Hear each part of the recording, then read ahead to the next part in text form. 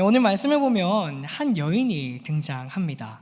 이 여인은 이름이 기록되어 있진 않아요. 이름이 기록되어 있진 않지만 그녀가 거주했던 지역의 이름을 붙여서 수넴 여인이라고 불리는 사람이었습니다.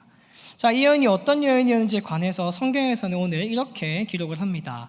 본문 1절 말씀 전반부 현대인의 성경입니다. 엘리사는 전에 아들을 살려준 그 수넴 여자에게 이렇게 말하였다. 아멘. 자, 이 여인이 어떤 여인일까요? 우리는 무엇을 알 수 있습니까? 이 수넴 지역에 살던 그녀는 엘리사에게 큰 도움을 받았던 적이 있었구나라는 것을 우리가 추측해 볼 수가 있죠. 자, 근데 어떤 도움이냐? 그녀의 사랑하는 아들이 죽음으로부터 건짐을 받은 적이 있더라는 거예요. 바로 엘리야를 통해 생명을 보존할 수가 있었다라는 것이죠. 열왕기하 4장을 보면 수넴 여인과 이 엘리사의 인연이 어떻게 시작되었는지를 자세하게 풀어서 이야기를 해주고 있는데요. 엘리사가 하나님께 맡겨진 사명, 이 선지자의 삶을 살아내던 중에 이 하루는 수넴이라고 하는 지역을 방문하게 됩니다. 엘리사가 수넴에 무엇 때문에 방문했는지는 알 수 없으나 이름 없는 한 여인이 그를 초대해서 식사를 대접합니다. 이 첫 식사를 시작으로 엘리사는 수넴을 방문할 때마다 이 여인의 집에 가서 먹고 마시며 식탁교제를 나누었어요. 먹고 마시면서 이런저런 이야기를 함께 나누며 행복하고 즐거운 시간들이 그들 가운데 쌓여가는 것이죠. 이런 시간이 그들의 삶 가운데 쌓이던 어느 날 이름 없는 여인이 자기 남편에게 조심스럽게 이야기를 하는 겁니다. 열왕기하 4장 9절에서 10절 말씀 현대인의 성경입니다. 어느 날 그 여자가 자기 남편에게 이렇게 말하였다.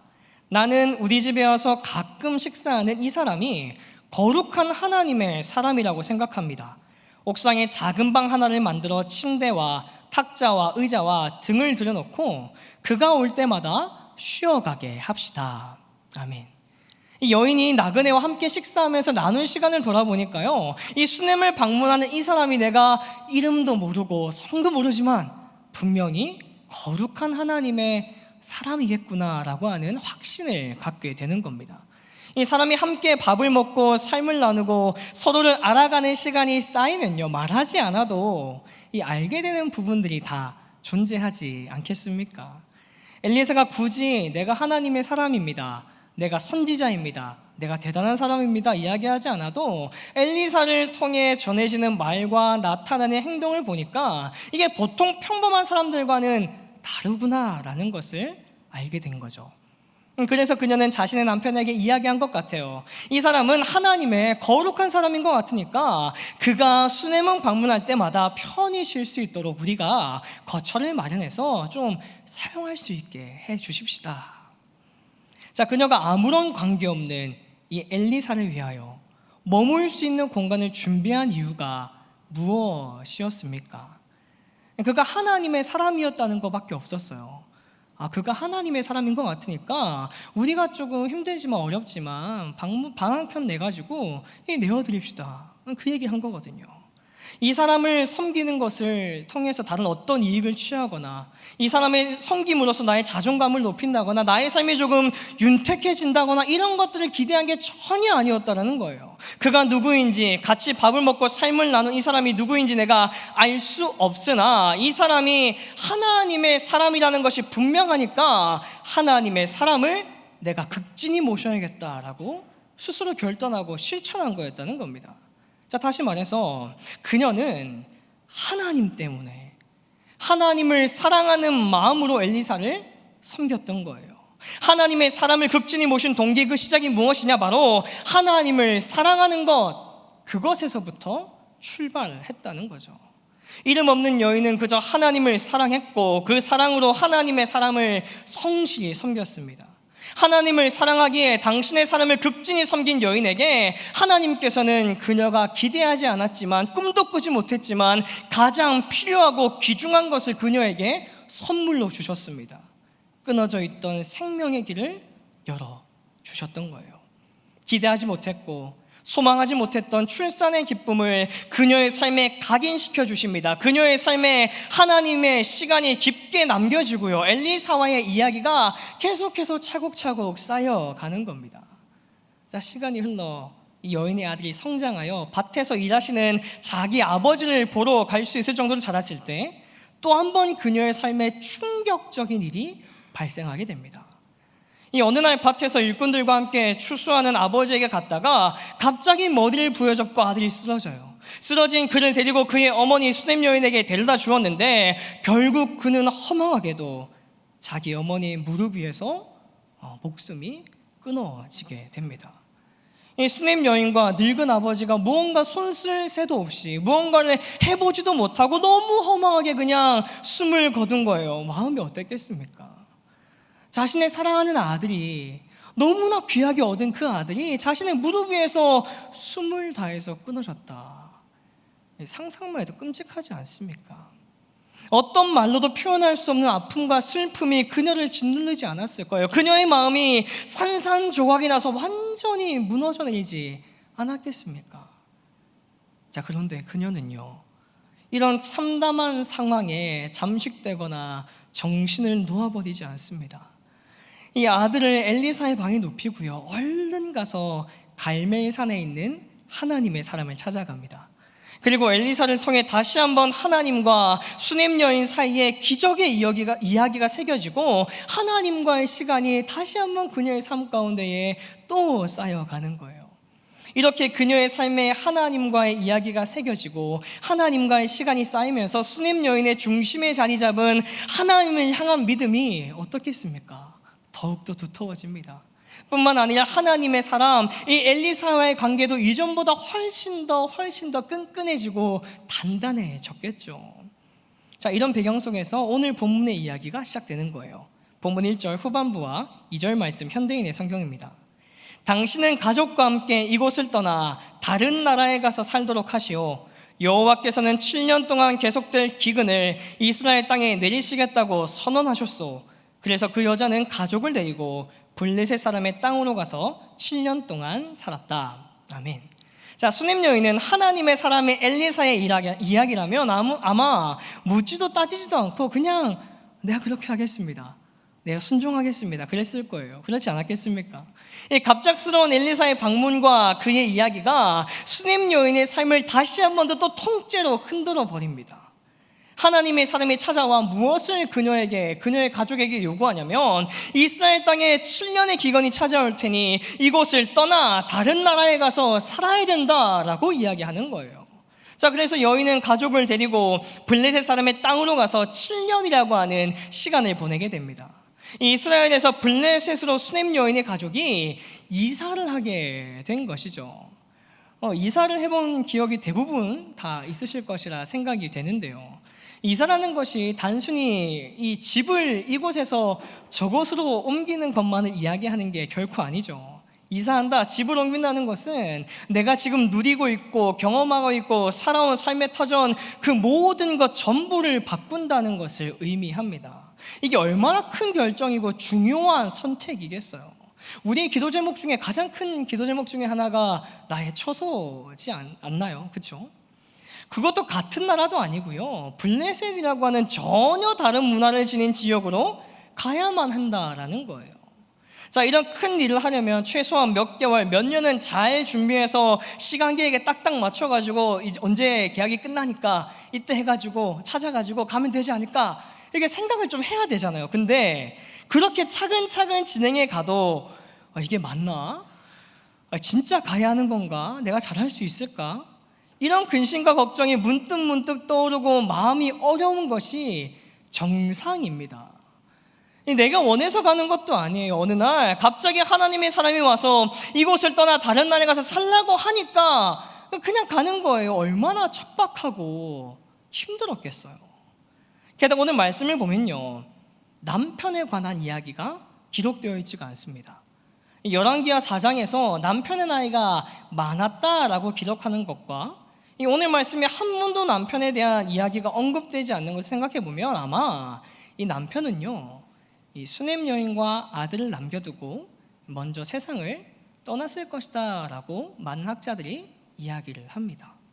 자, 그렇다면 오늘 수냄 여인이 마주한 이 엘리사의 이야기가 얼마나 어려운 일인지 대충 감이 오시죠. 남편 없는 과부가 자녀를 데리고 아무런 연고도 없고 준비되지 않은 상태에서 이방 땅에서 살아가는 것이 얼마나 고되고 버겁고 힘겨운 시간이었겠습니까? 자, 그런데 이 힘들고 어려워 보이는 이 길을요, 수냄 여인은 순종함으로 걸어갑니다. 그리고 마주한 현실을 아마 치열하게 살아냈을 거예요. 7년의 시간이 지나 이스라엘 땅의 기근이 끝나고 수냄 여인도 블레셋에서의 타향살이를 이제 정리하고 다시 자기의 고향으로 돌아오게 됩니다. 기근을 피해 블레셋 땅에 머무는 동안 여인의 집과 전토는 주인 없는 땅으로 간주하여서 아마 국가에 귀속되거나 아니면 다른 사람이 비어있는 틈을 타서 노리고 들어가서 그곳을 아마 자리 잡고 차지하고 있었을 거예요. 고향으로 돌아왔는데 거처할 곳이 없습니다. 고향으로 돌아왔는데 먹고 살 길이 없는 거예요. 내가 의지할 남편도 없고요, 내가 붙잡아야 될 땅도 없고요, 내가 살아가야 될 집도 없습니다. 너무나 막막한 거죠. 그래서 그녀는 자신의 모든 땅과 재산이 왕의 손에 달려있음을 알고서 이를 호소하기 위해서 왕에게 나아가는 겁니다. 자, 그런데 한번 생각해 보세요. 이 고대 근동 사회에서 남자와 여자가 가진 사회적 지위가 얼마나 차이가 컸었겠습니까? 아무것도 가진 것 없이 그저 자신의 문제를 가지고 왕 앞으로 나아간 여인이 자기 문제를 해결받을 수 있는 확률이 얼마나 될 것이라 생각하십니까? 이 7년 전에 살았던 집과 땅의 주인임을 밝히고 이를 인정받을 수 있는 확률이 얼마나 되겠어요? 거의 불가능에 가깝지 않았겠습니까? 자, 이런 불가능에 가까워 보이는 이 일이 놀라운 방식으로 이루어집니다. 여인이 왕을 찾아갈 때 때마침 하나님의 사람의 사환 게하시가 엘리사가 행한 기적을 왕에게 설명해 주고 있었습니다. 이것도 놀라운데 그들이 나누고 있었던 이야기가 무엇이냐? 죽은 아이를 살렸던 그 일을 왕에게 이야기하고 있었던 거예요. 자, 이 놀라운 이야기에 한껏 빠져든 왕의 귀에 자꾸만 거슬리는 소리가 들립니다. 흥미진진한 이야기에 온전히 내가 집중하고 싶고 하나님이 어떤 일을 행하셨는지, 얼마나 놀라운 일을 행하셨는지 듣고 싶은데 자꾸 뭘 찾아달라고요, 도와달라고 하는 여인의 목소리가 굉장히 불편하게 들리는 거죠. 자, 그래서 얼른 여인의 말을 들어주고 다시 게하시의 이야기에 집중을 하려고 여인을 부릅니다. 자, 그런데 왕 앞으로 걸어온 여인의 모습을 본 게하시가 깜짝 놀라며 큰 소리로 왕에게 외치는 거예요. 왕이시여, 이 사람이 바로 그 여자입니다. 그리고 이 아이는 엘리사가 그때 살려낸 바로 이 여자의 아들입니다. 자, 이 엄청난 만남 아니겠습니까? 이 게하시가 이야기하던 놀라운 기적의 주인공들을 직접 눈으로 보고 만나게 되다니 아마 왕은요, 드라마 속의 주인공을 마주했다는 놀라운 큰 기쁨이 그 가운데 있었을 거예요. 그래서 그는 수냄 여인의 이야기를 다 듣고서 그녀가 호소했던 모든 소유를 돌려주고 심지어 그녀가 떠나고 없었던 7년 동안의 그녀의 토지에서 생산된 모든 농산물을 다 계산해서 줍니다. 이 원금 찾고요, 이자까지 두둑하게 받게 된 상황인 거죠. 자, 이게 말이 다 되는 이야기입니까? 드라마도 이런 식으로 결말을 내면요, 사람들이 뭐라고 해요? 너무 비현실적이잖아요. 자, 그런데 성도님들, 하나님의 일하심은요, 언제나 이런 식입니다. 사람의 생각과 판단으로 측량하거나 예상할 수가 없는 것이 하나님의 방식, 하나님의 일하심이더라는 거예요. 만약에 수냄 여인이 엘리사의 이야기에 순종하지 않고 수냄 지역에 계속 머물렀다면 그녀와 아들은 어떻게 되었을까요? 물론 살았겠죠, 그죠? 살았을 거예요. 어떤 상황에서든 자식을 굶기지 않기 위해서, 생존하기 위해서 몸부림치며 치열하게 살았겠죠. 그러나 오늘 말씀의 기록처럼 놀라운 은혜, 드라마보다 더 드라마 같은 이 놀라운 시간을 누리고 경험하지는 못하지 않았겠습니까? 수냄 여인이 이 놀라운 일을 경험할 수 있었던, 이 하늘의 은혜를 누릴 수 있었던 이유는 명확합니다. 그녀에게 굳건한 믿음이 있었기 때문입니다. 그녀의 삶에 하나님과의 이야기가 새겨져 있고요, 하나님과의 시간이 쌓여 있었기에 그녀의 중심에는 흔들리지 않는 하나님을 향한 굳건한 믿음이 자리 잡고 있었기에 구하는 것보다 더 풍성히 누르고 흔들어 넘치게 부어주시는 하늘의 은혜를 오늘 이 시간 누리게 된 것입니다. 우리 사랑하는 신촌 공동체 성도님들, 수냄 여인의 중심에 있던 이 믿음, 어떠한 상황과 환경 가운데서도 흔들리지 아니하고 오직 하나님의 말씀에 순종할 수 있는 이 굳건한 믿음이 오늘을 살아가는 저와 여러분들 가운데도 반드시 필요합니다. 자, 그렇다면 이 믿음이 무엇으로부터 시작할까요? 우리가 어떻게 이 믿음을 소유한 자가 될 수 있겠습니까? 이 믿음의 출발선은요, 바로 하나님을 사랑하는 그 마음에서 출발합니다. 수냄 여인이 처음 하나님의 사람 엘리야를 섬겼던 동기, 그 시작이 무엇이었습니까? 그녀는 하나님 때문에 하나님을 사랑하는 마음으로 엘리사를 섬겼습니다. 하나님을 사랑하는 마음이 그녀의 중심을 넘어서 내 이웃을 사랑하는 마음으로 이어지고 하나님의 사람을 사랑했고, 그 사랑의 시간이 쌓이고 쌓여서 수냄 여인에게 믿음의 역사, 은혜의 역사, 예상치 못했던 놀라운 하나님의 일하심을 만나게 하더라는 거죠. 그렇기 때문에 우리는 고백해야 됩니다. 하나님, 내가 정말 당신을 사랑합니다.